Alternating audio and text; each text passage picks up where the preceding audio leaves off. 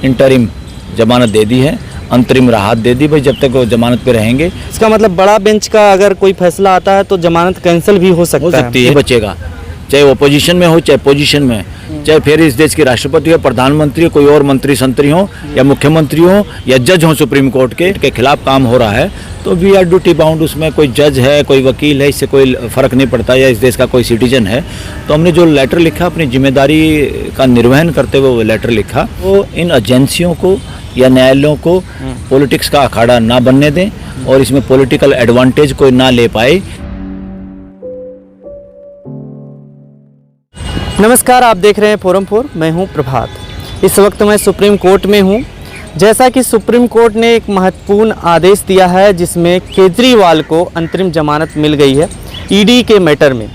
हालांकि ईडी की जमानत के बाद केजरीवाल जेल से बाहर नहीं आएंगे, क्योंकि सीबीआई ने भी उन्हें गिरफ्तार किया। जब उन्हें जमानत मिलने वाली थी सुप्रीम कोर्ट से, उसके तो तुरंत बाद ही उन्हें सीबीआई ने गिरफ्तार कर लिया था।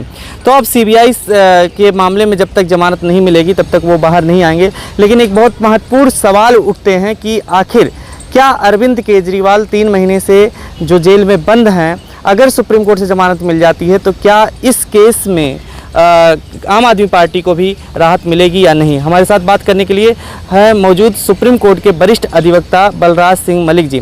सर, क्या कहेंगे, कैसे देख रहे हैं इस पूरे मामले को? अंतरिम जमानत तो दे दी है, लेकिन क्या अभी दांव पेच इसमें बाकी रह रहा है? देखिए, अब ये क्लियर बात इसलिए है, ये भी कई दिन से पेंडिंग था। इन्होंने फैसला काफ़ी लेट एक तरह से सुप्रीम कोर्ट ने सुनाया है और इसमें जजेज ने ये कहा है एक तरह से कि हमने रीजन टू बिलीव, यानी हमने इसमें रीजन तो नज़र आता है गिरफ्तार करने का, मगर मामला ये है क्या इंटेरोगेशन के बहाने से या शुरू में नाम ना हो किसी का और बाद में नाम ऐड करके क्या 19 में गिरफ्तार किया जा सकता है? क्या इसकी संभावना है या ये पीएमएलए के सेक्शन 19 में आता है कि नहीं आता? इस क्वेश्चन को डिसाइड करने के लिए बड़े बेंच के सामने उन्होंने भेज दिया, क्योंकि इसी तरह के कोऑर्डिनेट इसी संख्या के 2 जजों के बेंच ने एक केस में ये कहा था कि आप इंटेरोगेशन के बहाने जो केस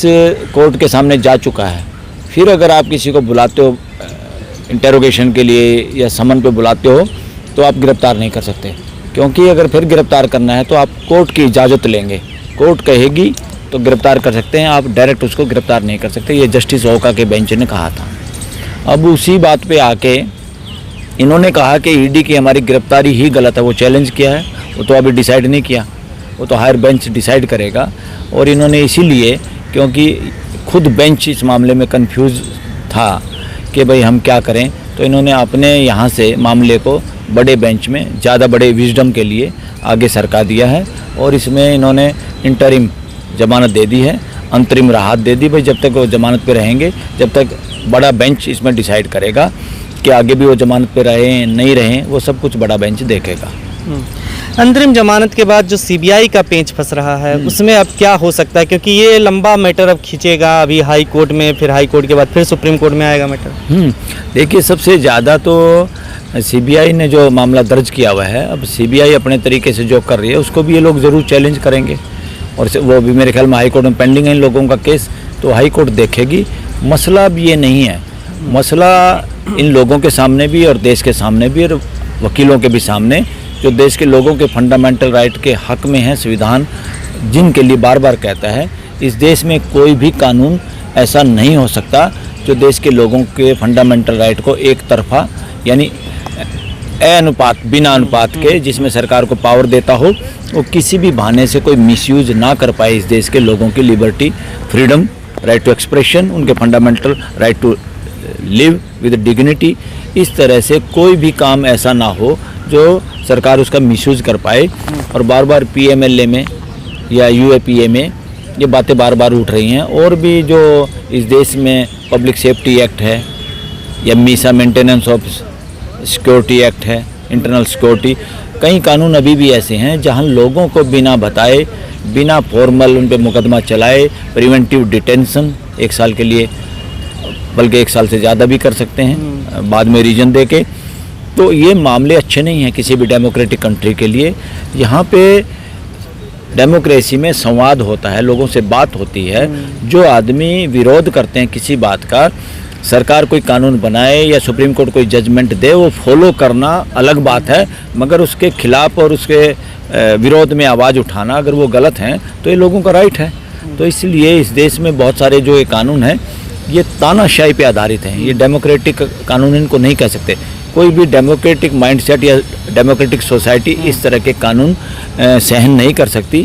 तो देश को सोचना चाहिए, पार्लियामेंट को भी अब सोचना चाहिए और जुडिशरी को भी सोचना चाहिए कि वो भी, पार्लियामेंट भी इन कानूनों में चेंज करे और हाई कोर्ट और सुप्रीम कोर्ट भी इनकी इंटरप्रिटेशन लिबरल करे, स्वच्छंद करें, यानी पॉजिटिवली करे। पॉजिटिवली का मतलब इनके आधार परखें कि देश के लोगों के फंडामेंटल राइट के आधार पर ये कानून सही हैं, गलत हैं।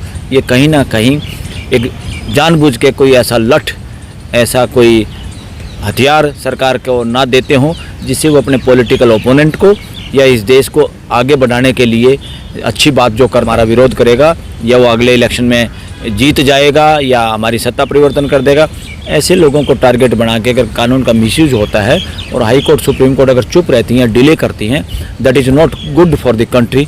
और ख़ास तौर पे इंडिया के लिए वो रिग्रेसिव स्टेप है। अगर सुप्रीम कोर्ट हाई कोर्ट समय पे नहीं जागती, लगातार प्रहरी का काम नहीं करती, तो that is not good for the country और डेमोक्रेसी को पछाड़ता है, पीछे ले जाता है, देश को आगे नहीं बढ़ाता। असली विकास है देश के लोगों में के फंडामेंटल राइट के बारे में अवेयरनेस और फंडामेंटल राइट की ज़्यादा से ज़्यादा सुरक्षा, ज़्यादा से ज़्यादा लोगों को बोलने की आज़ादी, ज़्यादा से ज़्यादा डिग्निटी के साथ जीने की इजाज़त। अगर ये बातें कम होती हैं देश में, अगर इनका इंडेक्स कम होता है तो देश प्रगति पे नहीं है, देश गिरावट की ओर है। किसी भी देश को इस तरह से टेस्ट करने की जरूरत है। बीजेपी ये आरोप लगा रही है कि अभी सुप्रीम कोर्ट ने जमानत दी है, इसका मतलब अपराध मुक्त नहीं हुए हैं। शराब घोटाला एक बहुत बड़ा मसला है और इसीलिए बड़े बेंच को भेजा गया है। तो सुप्रीम कोर्ट ने अगर बड़े बेंच को भेजा है तब तक के लिए जमानत दी है इस मैटर में, तो इसका मतलब बड़ा बेंच का अगर कोई फैसला आता है तो जमानत कैंसिल भी हो सकती है। बिल्कुल हो सकती है, अगर वो बड़ा बेंच देखेगा उस जमानत को चालू रखते हैं कि नहीं रखते हैं। पर मुझे उम्मीद है कि बड़ा बेंच जो भी होगा वो लोगों की लिबर्टी के हक में होगा, चाहे वो केजरीवाल हो, चाहे XYZ कोई भी हो इस देश का। हर आदमी सबसे पहले इस देश का सम्मानित नागरिक है, उसके बाद है XYZ कौन कर्मचारी है, कौन चोर है, कौन गुंडा है, कौन है, ये सब बाद की बातें हैं। सबसे पहले हर सिटीजन इस देश का सम्मानित नागरिक है, उसके साथ कानून वही ट्रीटमेंट करे जो सबके साथ करते हैं। ट्रायल में लोग बदमाशी किसी ने की है, गड़बड़ी किसी ने की है, वो ट्रायल में है, उससे क्यों डरते हैं? सरकार लोगों को जेल में क्यों रखना चाहती है? प्रोसिक्यूशन लोगों को जेल में क्यों रखना चाहती है? इससे साबित होता है कि हमारा प्रोसिक्यूशन सिस्टम अभी बहुत नवजात शिशु की तरह से है। यहाँ इंडिपेंडेंट इन्वेस्टिगेशन एजेंसी होनी चाहिए, पुलिस भी अलग होनी चाहिए, थानों की अलग होनी चाहिए, सुरक्षा की अलग होनी चाहिए। ये गड़बड़ झाला जब तक चलता रहेगा और वो कर्मचारी भी अपने तबादले बदलियों के चक्कर में ऐसे ही, चाहे वो CBI हो, वहाँ भी डेपुटेशन पे लोग आते हैं, लोग डेपुटेशन के चक्कर में, कराने के चक्कर में और इनका मिसयूज करते हैं।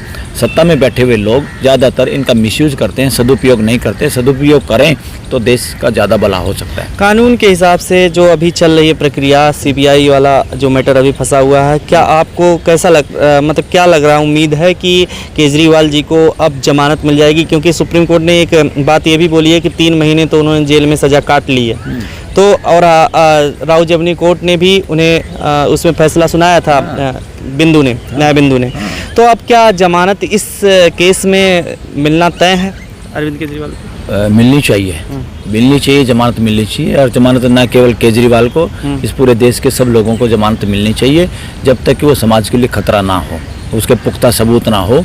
वो अगर सरकार में बैठे हुए सत्ता वाले लोगों के लिए नुकसानदायी हैं कि उनकी राजनीति कमज़ोर होती है, किसी के बाहर आने से या किसी के जेल में अंदर जाने से, ज़्यादा देर जाने से उसकी राजनीति ख़त्म होती है, कोई पार्टी ख़त्म होती। That is not purpose of the law, that is not purpose of the constitution of India. तो इनका कोई पर्पज़ नहीं है। ऐसे मामलों में, ये सेंसिटिव मामले हैं, हाई कोर्ट सुप्रीम कोर्ट को भी देखना चाहिए कि वो इन एजेंसियों को या न्यायालयों को पॉलिटिक्स का अखाड़ा ना बनने दें और इसमें पॉलिटिकल एडवांटेज कोई ना ले पाए कि जेल में डालने से, जमानत कैंसिल करने से किसी को पॉलिटिकल एडवांटेज ना मिले, किसी को पॉलिटिकल डिसएडवांटेज ना मिले, इसको हथियार के रूप में कोई यूज ना कर पाए कोई भी सरकार या सत्ता में बैठे हुए लोग। आप लोगों ने भी, तमाम वकीलों ने मिल करके एक अभी हस्ताक्षर अभियान चलाया था, दिया था सुप्रीम कोर्ट के जज के सामने, रखा था चीफ जस्टिस के सामने। क्या लगा उस मैटर के बाद क्या हुआ, उसमें क्या कुछ हुआ?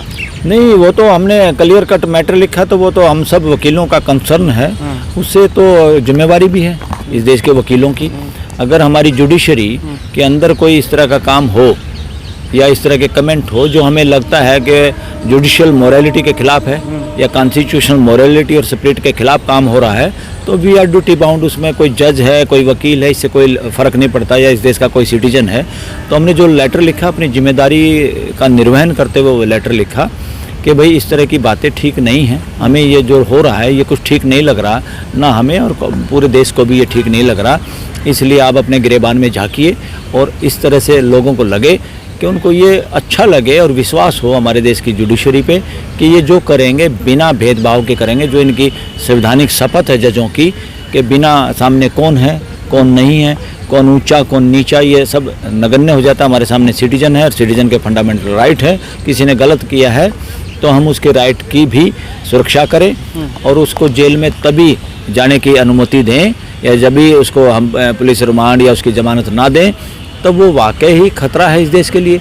अगर वो खतरा नहीं है तो बिना कन्विक्शन के, बिना दोष सिद्धि के ट्रायल में लोगों को जेल में रखना इस देश का ना कानून है, ना फितरत है, ना सभ्यता है, ना संस्कृति है। मनीष सिसोदिया के मामले में क्या लग रहा है कि अब जमानत सुप्रीम कोर्ट से मिल पाएगी या फिर क्या अब प्रोसेस है आगे का?